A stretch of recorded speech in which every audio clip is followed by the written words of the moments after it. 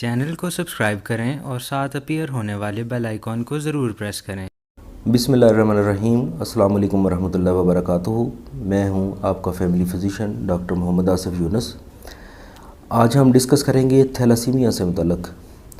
Thalassaemia खून की एक ऐसी बीमारी है जिसमें हीमोग्लोबिन सिंथेसिस कम हो जाती है, यानी हीमोग्लोबिन की जो कमी हो जाती है जिस्म में, और इंसान अनीमिया का शिकार हो जाता है, यानी खून की कमी का शिकार हो जाता है। तो सबसे पहले हम इसकी पैथोफिजियोलॉजी थोड़ी सी डिस्कस करेंगे। जो हमारा ब्लड होता है वो जिस्म के अंदर मुख्तलिफ़ अफ़ाल सर अंजाम देता है। मसलन वो मुख्तलिफ़ किस्म के जो न्यूट्रिएंट्स होते हैं, जो ग़िज़ाई अज्जा होते हैं, उनको जिस्म के मुख्तलिफ़ हिस्सों में पहुँचाने का काम करता है। इसके साथ साथ एक और इम्पॉर्टेंट फंक्शन भी होता है कि गैसेस जो हैं, मसलन ऑक्सीजन और कार्बन डाइऑक्साइड, इनकी एक्सचेंज का काम भी करता है। यानी ख़ास तौर पर ऑक्सीजन जो है वो फेफड़ों से लेकर जिस्म के मुख्तलिफ़ ऑर्गन्स तक पहुँचाता है। तो ये काम जो है वो खून के अंदर मौजूद जो रेड ब्लड सेल्स हैं, यानी जिनको RBCs बोलते हैं, खून के सुर्ख ज़रात जो हैं, ये काम उनसे सर अंजाम दिया जा रहा होता है। इसके अंदर यानी RBC के अंदर एक सुर्ख रंग का मादा होता है जिसको हीमोग्लोबिन कहते हैं। हीमोग्लोबिन दरअसल वो कंपोनेंट है RBC का जिससे ऑक्सीजन जो है वो एक जगह से दूसरी जगह जो ट्रैवल करती है। हीमोग्लोबिन का जो नॉर्मल स्ट्रक्चर होता है उसमें एक सेंट्रली एक मालिक्यूल्स का एक ग्रुप होता है। उसके साथ 4 चेन्स लगी होती हैं जो ग्लोबिन चेन्स कहलाती हैं। ये पॉलीपेप्टाइड चेन्स होती हैं, मुख्तलिफ़ अमीनो एसिड से मिलकर बनी होती हैं। इनमें 2 अल्फ़ा चेन्स होती हैं और 2 बीटा चेन्स होती हैं।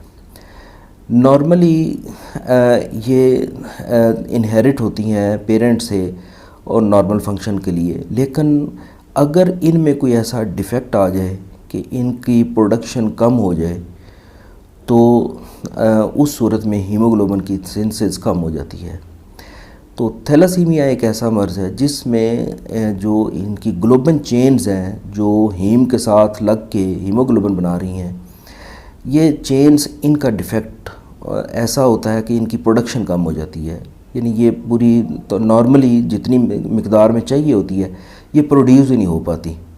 अगर अल्फ़ा चेन कम प्रोड्यूस हो रही हैं तो अल्फ़ा थैलासीमिया कह देंगे, अगर बीटा चेन्स कम प्रोड्यूस हो रही हैं तो बीटा थैलासीमिया कहेंगे। इम्पॉर्टेंट जो होता है इसमें वो बीटा थैलासीमिया है। इसमें फ़र्दर हम देखते हैं कि कभी हम इसको अगर क्लासीफाई करें तो हम इसको माइनर थैलासीमिया भी कह देते हैं, इसको हम मेजर थैलासीमिया भी कह देते हैं। माइनर थैलासीमिया से ये मुराद होती है कि हीमोग्लोबिन की सिंथेसिस के लिए ये जो बीटा चेन्स हैं, इसके लिए बुनियादी तौर पर 2 जीन्स चाहिए होती हैं जो इसकी सिंथेसिस में जो है उनका एक रोल होता है। अगर तो एक जीन डिफेक्टेड है और एक जीन नॉर्मल है तो इनकी बीटा चेन्स की जो प्रोडक्शन है वो ख़ासी हद तक नॉर्मल के करीब होती है, लेकिन इंसान थोड़ा सा एनीमिक रहता है।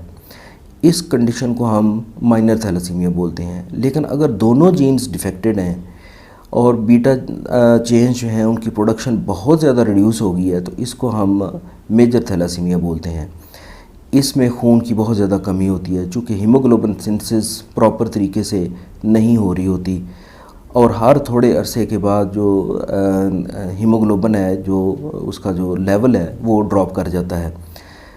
चूँकि अल्फ़ा चेन्स नॉर्मली बन रही होती हैं और वो RBC के अंदर एक्यूमुलेट हो रही होती हैं, जिसकी वजह से RBC का स्ट्रक्चर जो है वो थोड़ा सा डिफरेंट हो जाता है और उसकी जो स्ट्रक्चर फ्रेजाइल हो जाता है, जो ईज़िली डिस्ट्रॉय हो जाता है। तो साथ ही साथ जो हमारे RBCs हैं वो डिस्ट्रॉय भी हो रहे होते हैं। एक तरफ प्रोडक्शन कम हो रही होती है, दूसरी तरफ डिस्ट्रक्शन ज़्यादा हो रही होती है। तो ये एक ऐसी कंडीशन होती है जो इनहेरिटेड है, यानी विरासती तौर पे पेरेंट्स की तरफ से आती है, और ये सारी ज़िंदगी साथ रहती है। इसका जो कोई ऐसा ट्रीटमेंट नहीं होता कि जो किसी मेडिसिन देने से या सर्जरी के ज़रिए इसका कोई हल निकाला जा सके। थैलेसीमिया के अगर प्रेजेंटेशन की बात की जाए कि कैसे पता चलता है कि बच्चे को या किसी को थैलेसीमिया है, ये अमूमन 1 साल से लेके 1.5 साल 2 साल के दरमियान अमूमन ये बच्चे प्रेजेंट करते हैं। चूँकि इसका टेस्ट आमतौर पर ख़ुद से नहीं किया जाता, पहले इसकी अलामतें ज़ाहिर होती हैं, तो देखा ये जाता है कि बच्चा जो है उसकी ग्रोथ प्रॉपर तरीके से नहीं हो रही, वो अनीमिक हो रहा है, यानी उसका रंग पीला हो रहा है और उसको बार बार इन्फेक्शन हो रही है। इसके अलावा जो है एक ख़ास चीज़ जो होती है कि उसकी तिली बढ़ी हुई होती है, यानी स्प्लीनोमेगाली जिसको बोलते हैं, तिली बहुत ज़्यादा बढ़ जाती है और आहिस्ता आहिस्ता लिवर भी एनलार्ज हो जाता है। इसके अलावा कुछ फ़ीचर्स इसके अपीयर होते हैं, चूँकि इसमें बोन मैरो हाइपरप्लेजिया होता है, यानी बोन मैरो बहुत ज़्यादा काम कर रहा होता है, तो इसकी वजह से जैसे फोरहेड की बॉजिंग हो रही होती है और प्रोमिनेंट चीक्स या मोलर एरिया का जो फेस के ऊपर है वो प्रोमिनेंट हो जाता है, चूँकि बोन्स बढ़ रही होती हैं, बोन्स प्रोमिनेंट हो रही होती हैं। तो इस तरह के जो फ़ीचर्स हैं जब ये देखे जाते हैं तो उसमें फिर कुछ इन्वेस्टिगेशंस करवाई जाती हैं जिससे थैलेसीमिया डायग्नोज होता है। इसके डायग्नोसिस के लिए हमें मुख्तलिफ़ किस्म के टेस्ट करने पड़ते हैं। सबसे पहले ब्लड सीपी है। ब्लड सीपी एक कॉमन टेस्ट है। इसमें हीमोग्लोबिन कम मिलेगा, यानी एनीमिया की एक जो पिक्चर है वो आपके सामने आएगी, यानी माइक्रोसिटिक हाइपोक्रोमिक जो इसके आरबीसीज़ की जो शेप है वो आपको मिलेगी। इसके बाद जो मेन इसका टेस्ट है, जो इसका जैसे डायग्नोसिस इसका बनाया जाता है, वो हीमोग्लोबिन इलेक्ट्रोफोरेसिस है। उसमें हीमोग्लोबिन की टाइप को देखा जाता है, तो उसमें हमें जो एडल्ट हीमोग्लोबिन है वो कम मिलती है और फीटल हीमोग्लोबिन ज़्यादा मिलती है। तो हीमोग्लोबिन इलेक्ट्रोफोरेसिस के ज़रिए हमें ये पता चल जाता है कि ये जो है ये थैलेसीमिया है। इसके डिफरेंशियल डायग्नोसिस में जो मेन एक डिज़ीज़ है वो है आयरन डेफिशिएंसी एनीमिया। चूँकि आयरन डेफिशिएंसी एनीमिया और थैलेसीमिया इन दोनों की जो प्रेजेंटेशन है वो मिलती जुलती होती है। उसमें भी एनीमिया होता है आयरन डेफिशिएंसी एनीमिया में, थैलेसीमिया में भी ऐसे होता है, इसी तरह उसमें भी बार बार इन्फेक्शन होना सारा, यानी फ़ीचर जो क्लिनिकल फ़ीचर्स हैं, क्लिनिकल प्रेजेंटेशन जो है वो आयरन डेफिशिएंसी एनीमिया और थैलेसीमिया दोनों की तकरीबन एक जैसी होती है। जबकि ट्रीटमेंट के हिसाब से देखा जाए तो ये एक दूसरे से उलट होता है, यानी आयरन डेफिशिएंसी एनीमिया का ट्रीटमेंट आयरन देना है, यानी बॉडी को आयरन देना इसका ट्रीटमेंट है, जबकि थैलेसीमिया में आयरन की ऑलरेडी एक्सेस होती है, आरबीसीज़ टूट रहे होते हैं और आयरन बॉडी में जमा हो रही होती है। तो इसको डायग्नोज करने के लिए ये एक बड़ी ज़रूरी चीज़ होती है कि अगर आप सस्पेक्ट कर रहे हैं कि ये आयरन डेफिशिएंसी एनीमिया है या कि थैलेसीमिया है, तो इसको फिर हम मुख्तलिफ़ टेस्टों के ज़रिए डिफरेंशिएट करते हैं। थैलेसीमिया की ट्रीटमेंट किसी मेडिसिन वगैरह से नहीं होती, बल्कि इसमें ब्लड ट्रांसफ्यूजन करनी पड़ती है, यानी तकरीबन 4 to 6 वीक्स के बाद ऐसा जो थैलेसीमिया का पेशेंट होता है इसको ब्लड लगाने की ज़रूरत पड़ती है, चूँकि हीमोग्लोबिन ड्रॉप हो रहा होता है। लेकिन मुसलसल ब्लड लगाने की वजह से और ब्लड के डिस्ट्रक्शन की वजह से बॉडी के अंदर आयरन जमा हो रही होती है और वो मुख्तलिफ़ ऑर्गन्स में जाके उनको भी डैमेज कर रही होती है। तो इस मकसद के लिए फिर आयरन को बॉडी से निकाला जाता है। एक इंजेक्शन हम देते हैं डेस्फेरोक्सामीन, वो तकरीबन उसको इन्फ्यूजन फार्म में दिया जाता है। वो कीलेटिंग एजेंट है, यानी आयरन कीलेटिंग एजेंट है।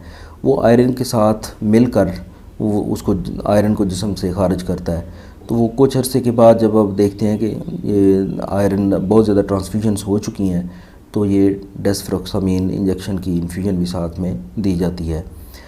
इसके अलावा मुख्तलिफ़ अगर इन्फेक्शंस हो रही हैं तो उसको ट्रीट किया जाता है। अगर बहुत ज़्यादा ट्रांसफ्यूजन्स की ज़रूरत पड़ रही है, यानी आपको फ्रीक्वेंटली ब्लड लगाने की ज़रूरत पड़ रही है, तो ऐसी सूरत में फिर स्प्लीन को रिमूव कर दिया जाता है, यानी जिसको हम स्प्लीनेक्टमी कहते हैं। क्योंकि स्प्लीन के अंदर आरबीसीज़ जाके तो तेज़ी से डिस्ट्रॉय हो रहे होते हैं, तो फिर इस मकसद के लिए जो है वो स्प्लीनेक्टमी करनी पड़ती है।